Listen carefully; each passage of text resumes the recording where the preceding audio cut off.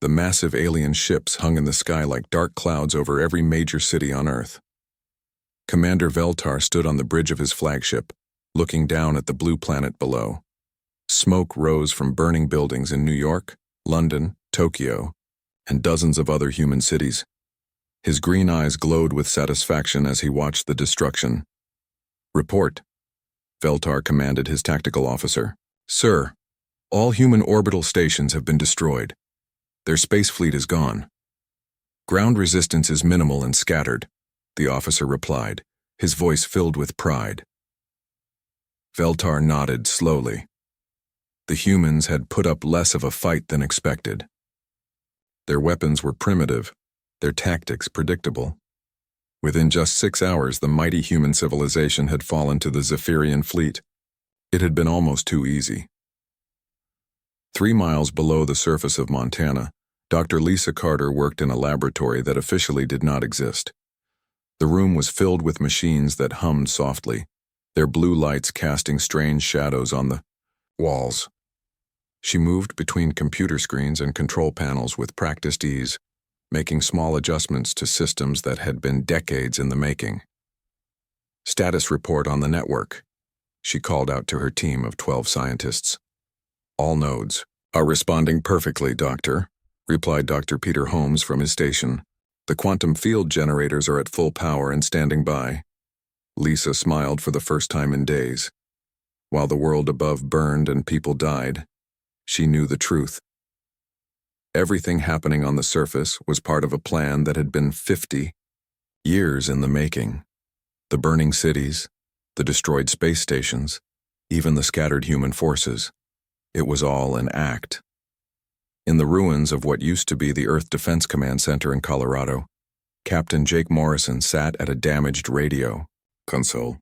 Blood ran down his face from a cut on his forehead, and his uniform was torn and dirty. To anyone watching, he looked like a beaten soldier making his last desperate calls for help. "This is Morrison calling any surviving units," he spoke into, his microphone, his voice shaking with what sounded like fear and desperation. "Colorado base is lost.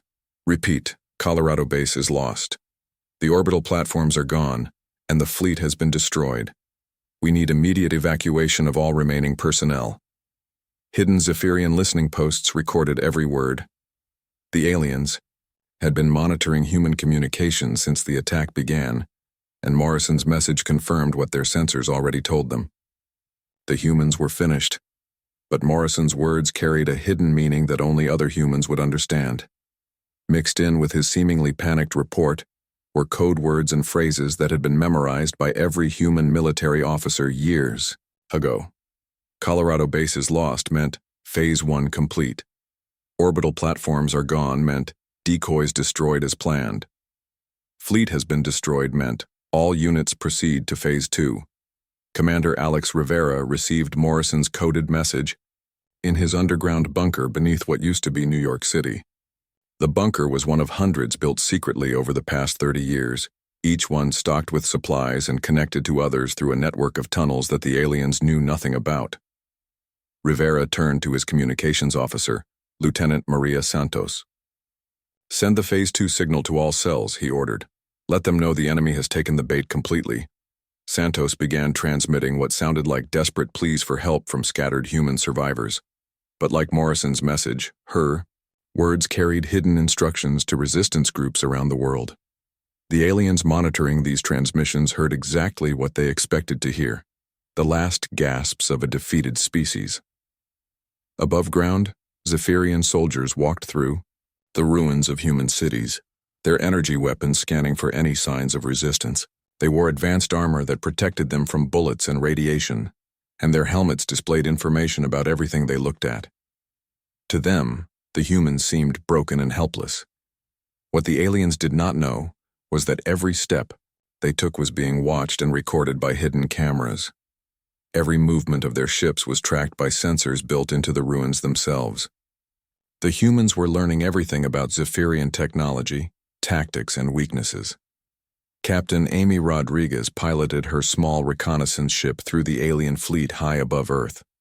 Her vessel was completely invisible to Zephyrian sensors, protected by stealth technology that human scientists had developed using pieces of alien ships that had visited Earth decades earlier. The aliens had no idea that humans had been studying their technology for over 50 years. Rodriguez counted the enemy ships and recorded their positions. 47 massive battleships, hundreds of smaller attack craft, and 3 enormous command vessels. It was the largest Zephyrian fleet ever assembled, sent to crush what they believed was a primitive human civilization.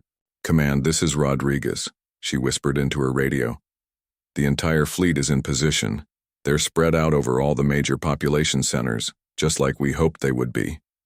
In the Montana laboratory, Dr. Carter received Rodriguez's report with a smile. The aliens had positioned themselves perfectly.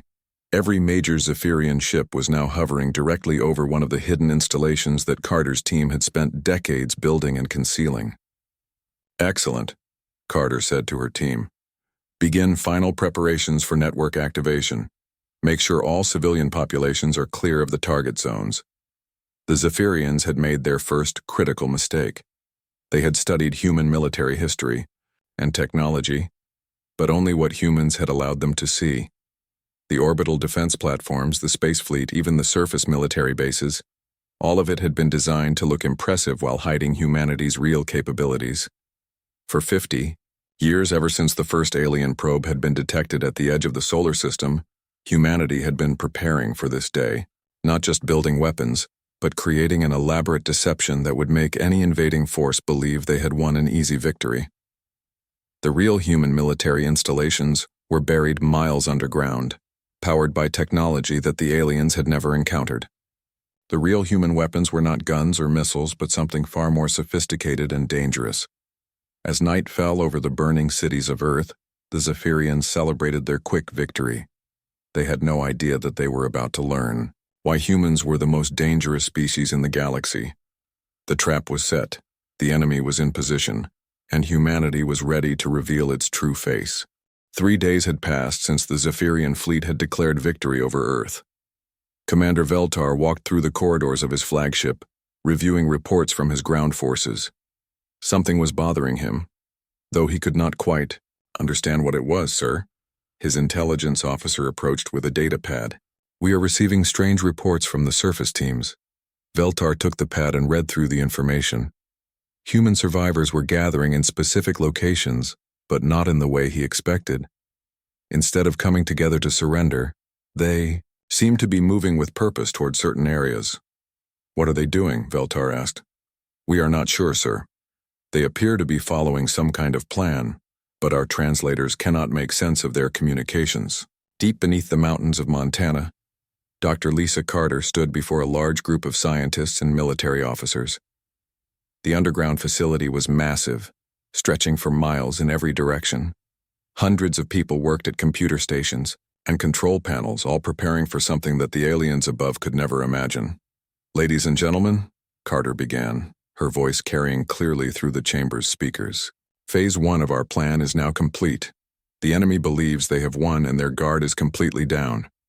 It is time to show them what humanity really built while they were studying our fake technologies." The room filled with quiet excitement. These people had worked for decades toward this moment, sacrificing their normal lives to prepare for the day when humanity would reveal its true strength. Carter walked to a large display screen that showed a map of the world. Red dots marked the locations of Zephyrian ships, while blue dots showed something else entirely. "As you can see, every enemy vessel is positioned exactly where we wanted them. They have no idea what lies beneath their feet." Major Danny Brooks moved carefully through the ruins of Washington, D.C. To any watching alien, he looked like just another human survivor searching for food and supplies. But Brooks was actually checking the final positions of hidden equipment and making sure all civilians had been moved to safety. He spoke quietly into a small communicator hidden in his jacket. "Sector 7 is clear. All families have been moved to the underground shelters. The activation zone is ready." Brooks had spent 2 days moving through the destroyed city, using secret tunnels and hidden passages that the aliens knew nothing about. Every major human city had been built with these hidden systems, prepared decades ago for exactly this situation. The aliens had been so focused on destroying obvious targets like military bases and government buildings that they had completely missed the real infrastructure hidden far below ground. What looked like a defeated city was actually the covering for humanity's most advanced technology. Captain Amy Rodriguez continued her invisible patrol through the alien fleet. Her stealth ship moved between the massive Zephyrian vessels, recording everything and reporting back to the hidden command centers. The aliens still had no idea she was there. "Command, this is Rodriguez," she whispered into her radio. "I am seeing something interesting. The alien ships are not maintaining proper defensive positions. They are spread out and relaxed like they are already occupying a conquered planet." "Understood, Rodriguez," came Carter's voice from far below. "That is exactly what we hoped for. Continue monitoring and prepare for Phase 2 activation." Rodriguez smiled as she piloted her ship past a Zephyrian battleship. The aliens inside that ship had no idea that human technology was already far beyond anything they possessed. They thought they were the advanced civilization, but they were about to learn the truth. In facilities around the world, similar scenes were playing out. Dr. Janet Phillips worked in a hidden base beneath the Pacific Ocean, monitoring systems that could affect the very structure of matter itself. Colonel Steve Palmer coordinated from Nevada, where massive generators had been built into the desert mountains decades ago. All of these installations had been constructed in complete secrecy, using technology that humanity had developed by studying alien artifacts found over the past 50 years. The Zephyrians thought this was their first contact with Earth, but humans had been preparing for this meeting for a very long time. The truth was staggering in its scope. Every major human city sat on top of underground installations that made the surface military look like toys. The orbital platforms and space fleets that the aliens had destroyed were nothing more than decoys, designed to make the invaders think they had eliminated humanity's defenses. Dr. Peter Holmes worked alongside Carter in the Montana facility, checking the connections between installations around the globe. "Lisa, all quantum field generators are showing green status. The network is ready for full activation." Carter nodded, looking at displays that showed power levels beyond anything the aliens could imagine. "Excellent. Begin the final preparation. Sequence. Make sure every facility is synchronized." The Zephyrians had made their second critical mistake. They had assumed that because human technology appeared primitive on the surface, humans were incapable of advanced science. They had no idea that humanity's greatest discoveries had been kept completely hidden, developed in secret laboratories and tested in facilities that officially did not exist.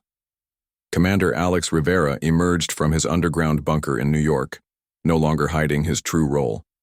Around the city, other humans began moving with military precision, taking positions that the aliens would soon understand were not random at all. "All units, this is Rivera," he spoke into his communicator, no longer using codes or hiding his meaning. "Begin Phase 2 positioning. The enemy is exactly where we want them." Across the planet, the pattern repeated. Humans who had appeared to be helpless refugees revealed themselves as trained soldiers and technicians. Resistance cells that had seemed scattered and desperate began coordinating with clockwork precision. The Zephyrians noticed the change in human behavior, but they misunderstood what it meant.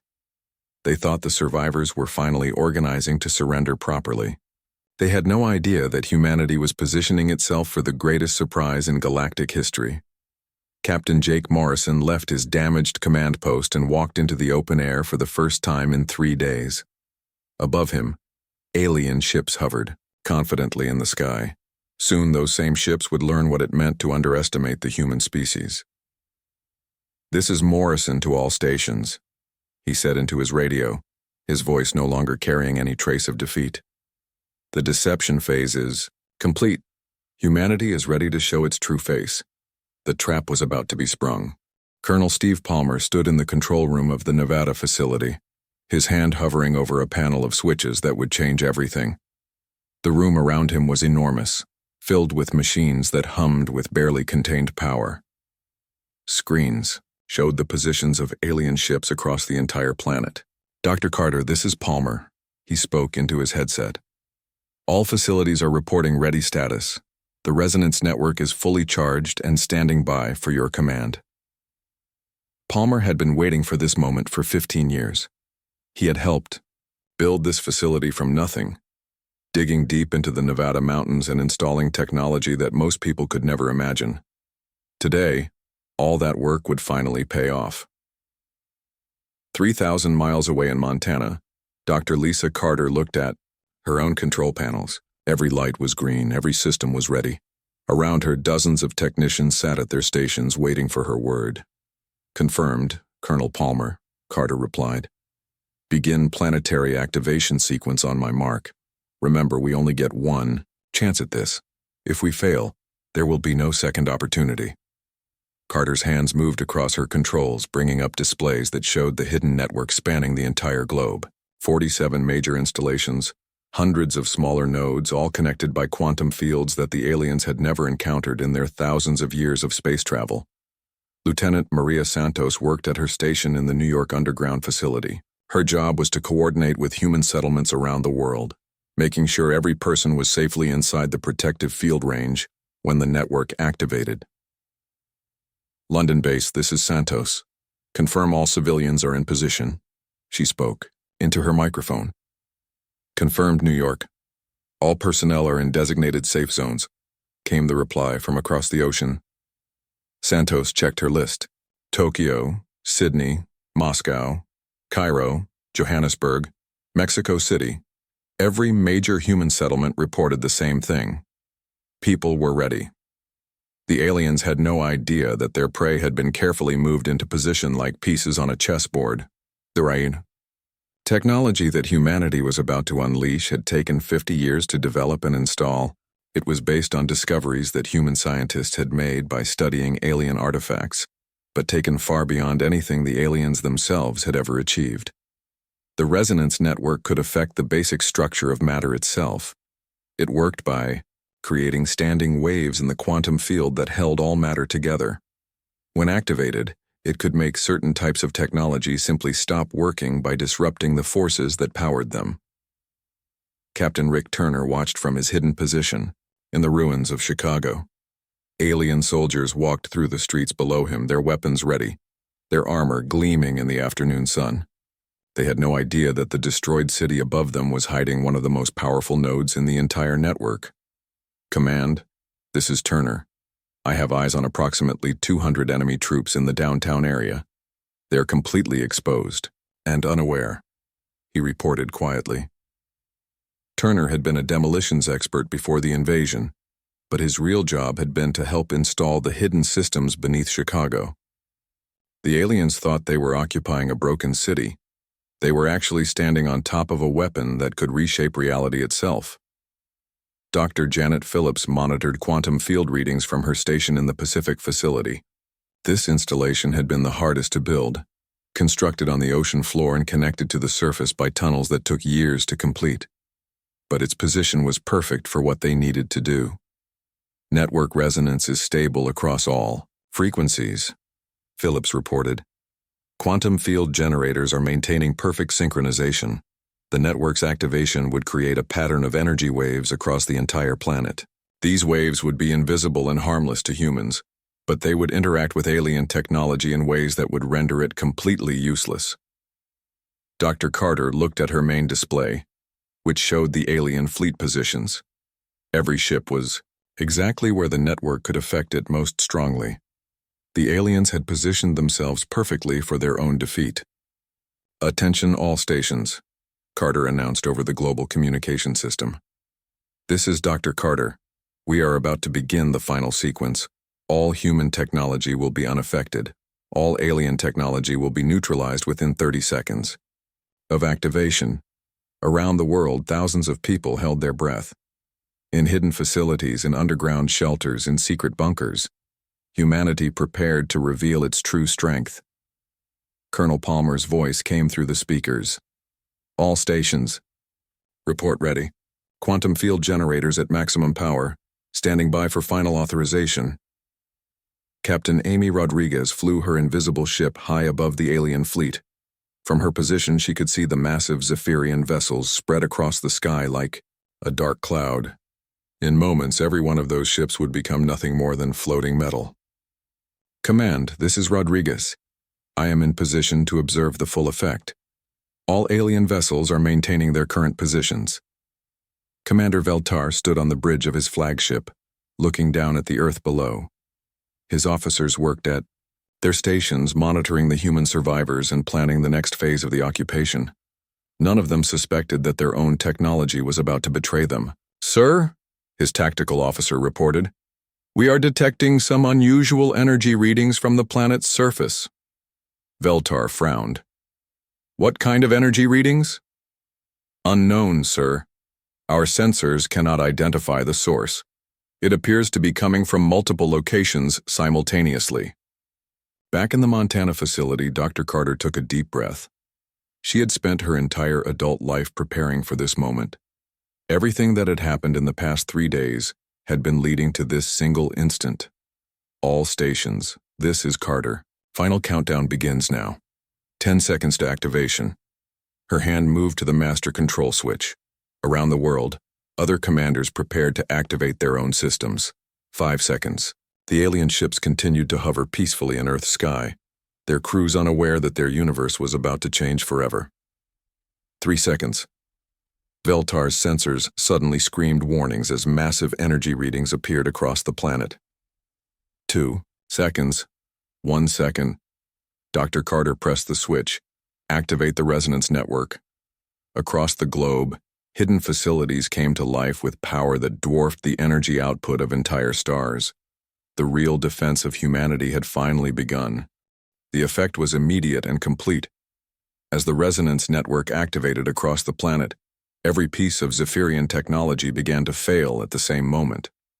Lights went out on alien ships, weapons powered down, engines stopped working. Communication systems fell silent. Commander Veltar stumbled as his flagship's artificial gravity suddenly disappeared. He grabbed onto a support beam as his officers floated helplessly around the bridge. Emergency lights flickered on and off, casting strange shadows across the control panels. "What is happening?" Veltar shouted to his crew. His tactical officer struggled to reach his station, pushing himself through the zero gravity. "Sir, all our systems are failing. The quantum cores are becoming unstable. Our computers cannot explain what is occurring." Veltar's ship, which had been the most powerful vessel in the Zephyrian fleet just moments before, was now nothing more than a floating piece of metal. Around him, he could see other ships in the same condition through the emergency viewports.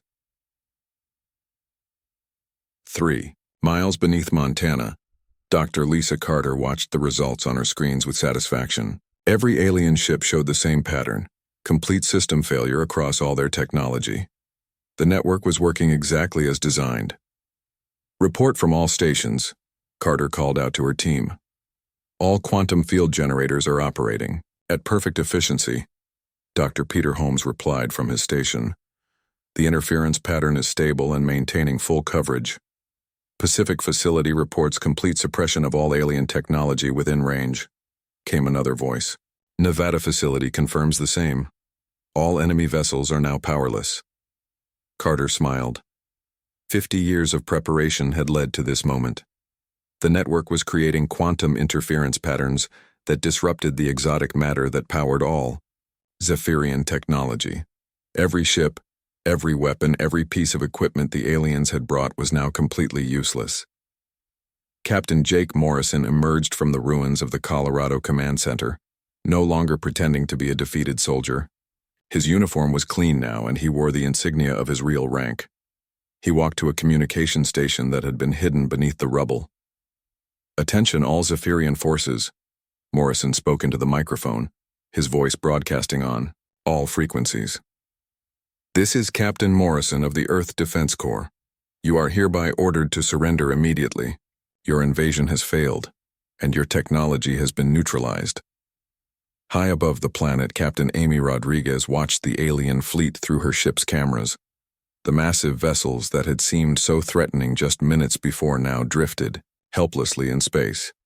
Some were slowly spinning, their crews unable to control their movement. "Command, this is Rodriguez. I can confirm that all alien vessels are completely disabled. They have no power, no weapons, and no communication. The network effect is working perfectly. Rodriguez's own ship continued to function normally. The quantum interference was designed to affect only alien technology, leaving all human systems untouched. It was the most selective weapon ever created. Tech Sergeant Carol Wright worked at her station in the Colorado facility, adjusting the network's settings to ensure complete coverage. Her screens showed energy patterns that covered the entire planet like a web. Field strength is at maximum efficiency, Wright reported. All alien technology within the network's range has been neutralized. No exceptions. The network's most impressive feature was its ability to tell the difference between human and alien technology. Human scientists had spent decades studying the differences in how the two civilizations built their machines. The quantum interference affected only the specific patterns used in Zephyrian equipment. Major Danny Brooks coordinated with resistance cells as they emerged from their hiding places. Across the planet, humans who had appeared to be helpless refugees now revealed themselves as organized military units. All teams, this is Brooks. The aliens are now completely helpless. Begin Phase 3 operations. Secure all disabled vessels and take their crews into custody. In the ruins of Chicago, Captain Rick Turner led his team toward the alien soldiers who had been patrolling the streets. The Zephyrians stumbled around in confusion, their weapons dead, their armor no longer powered, their communication devices silent. "Attention alien forces," Turner called out through a loudspeaker. "Drop your weapons and surrender. You are now prisoners of the Earth Defense Corps." The Zephyrian soldiers looked at their useless equipment in panic. Their energy weapons would not fire. Their armor had become heavy and clumsy without power. Their helmet displays showed nothing but static. Commander Veltar tried desperately to contact his homeworld, but every communication system on his ship was dead. He could not call for help. He could not warn other Zephyrian fleets. He could not even contact the other ships in his own fleet. "Sir," his tactical officer reported, "our engineers say the quantum cores are completely stable, but they cannot function. It is as if the basic laws of physics have been changed around us." Veltar began to understand the horrible truth. The humans had not just defeated his fleet, they had made his technology impossible to use. Somehow they had found a way to turn the very foundations of science against Zephyrian equipment. Dr. Carter's voice reached every alien ship through emergency communication systems that the network had not affected. "Commander Veltar, this is Dr. Carter of the Earth Defense Corps. Your species made several critical mistakes. You assumed our surface technology represented our real capabilities. You failed to detect our true defensive systems. Most importantly, you underestimated human intelligence. The evacuation of Zephyrian forces began immediately. Human teams boarded the disabled alien ships, providing life support and medical care, while processing the crews as prisoners of war. The aliens discovered that their captors possessed technology that could keep them alive, while making their own equipment completely useless. Lieutenant Maria Santos coordinated the prisoner processing. From her station in New York, "All alien personnel are being treated according to the rules of war," she reported. "Medical teams are standing by to assist any injured crew members." The irony was not lost on the human commanders. The aliens who had come to conquer Earth were now completely dependent on human technology for their survival. Their own advanced systems were nothing more than elaborate decorations. Captain Morrison addressed the alien commanders again. "Your mistake was thinking that because we appeared primitive and divided, we were helpless. Humanity's greatest strength has always been our ability to appear weak, while preparing for true strength." The resonance network continued to operate at full power, creating a protective field around Earth that no hostile alien technology could penetrate. The planet that had seemed like an easy target was now the most defended world in the galaxy. The real defense had been revealed, and it was beyond anything the aliens had imagined possible. The days following the activation of the resonance network revealed the full scope of humanity's deception. What the Zephyrians had believed was a primitive, divided species was actually a unified civilization that had spent 50 years preparing for exactly this moment. Dr. Lisa Carter stood before the United Earth Council as they prepared to address the defeated alien commander. The council chamber was deep underground, in a facility that had been built decades ago but had never been revealed to the outside world.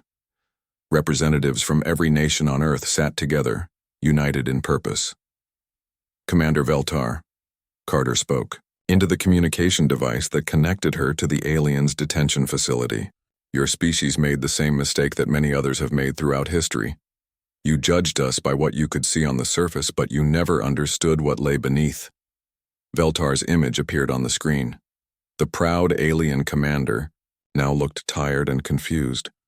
His green skin had lost its healthy glow, and his eyes showed the strain of trying to understand how his superior civilization had been defeated so completely. How, was all Veltar could say. How did a primitive species develop technology that our greatest scientists cannot comprehend? Carter's expression was patient but firm. "We are not primitive, Commander. We simply allowed you to think we were. Every piece of technology you studied, every military installation you observed, every communication you intercepted, all of it was designed to make you underestimate us." The evacuation and processing of Zephyrian forces continued smoothly across the planet. Colonel Steve Palmer supervised the operation from his Nevada facility, coordinating with teams around the world. The aliens were treated with dignity but kept under strict control until their leadership could be contacted. "Report from Processing Station 7, Palmer said into his communication device. "How are the alien prisoners adapting to their situation?" "Better than expected, sir," came the reply from Major Danny Brooks in Chicago. "Once they understood that we could provide life support and medical care, most of them stopped resisting.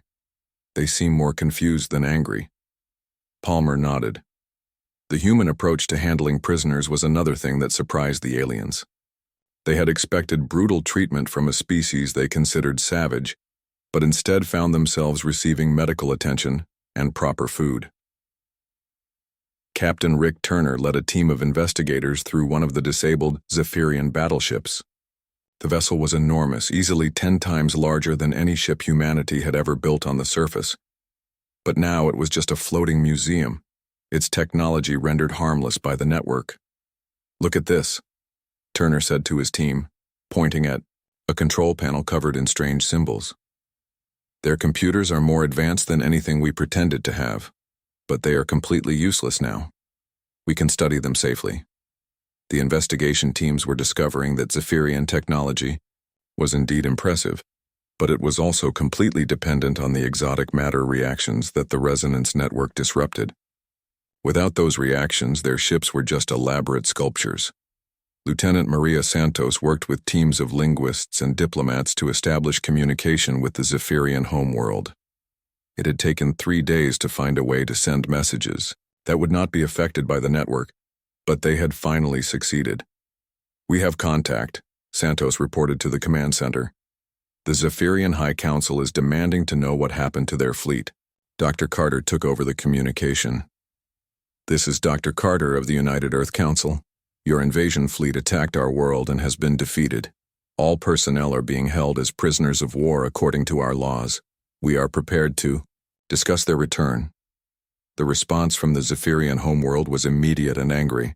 They demanded the immediate release of their forces and threatened to send more ships. But Carter's reply was calm and confident. "You are welcome to send more ships, but they will suffer the same fate as this fleet.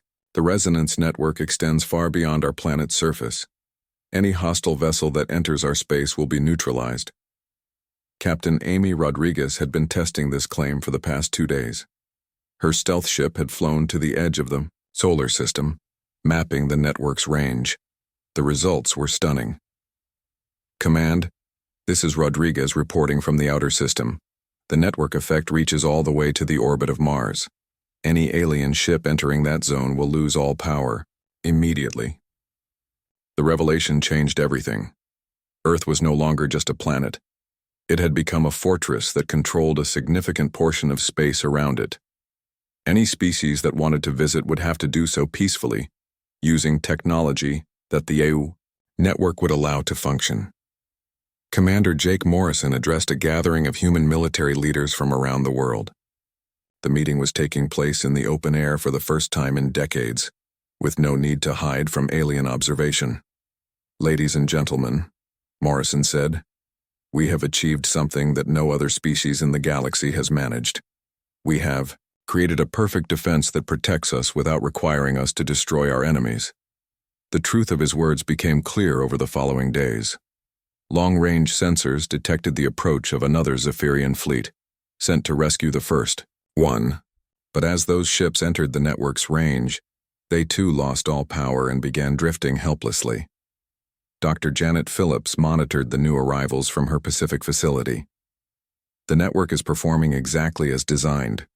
All incoming hostile vessels are being neutralized without any damage to their crews. We can disable entire fleets without firing a single shot. This was perhaps the most remarkable aspect of humanity's defense. The resonance network was not designed to kill or destroy. It simply made hostile technology impossible to use, forcing any would-be invaders to become guests instead. Commander Veltar was brought to the Montana facility to meet with Dr. Carter in person. As he was escorted through the underground complex, his eyes widened at the sight of technology that surpassed anything his species had ever built. This facility, Veltar said in amazement, it must have taken centuries to construct. 50 years, Carter replied. We began building it the day our deep space sensors detected your first probe at the edge of our solar system. We have been preparing for your arrival ever since.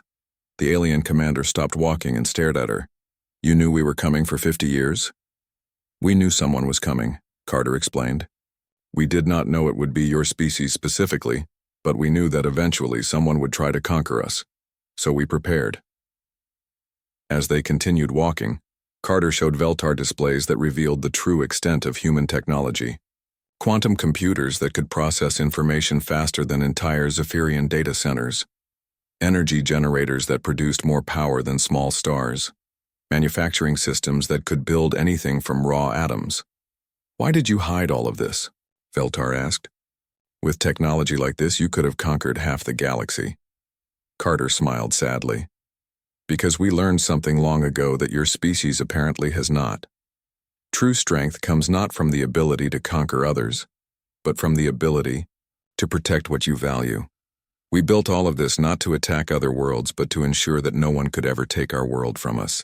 The final revelation came when the United Earth Council transmitted a message to every known civilization in the galaxy. The message was simple but clear.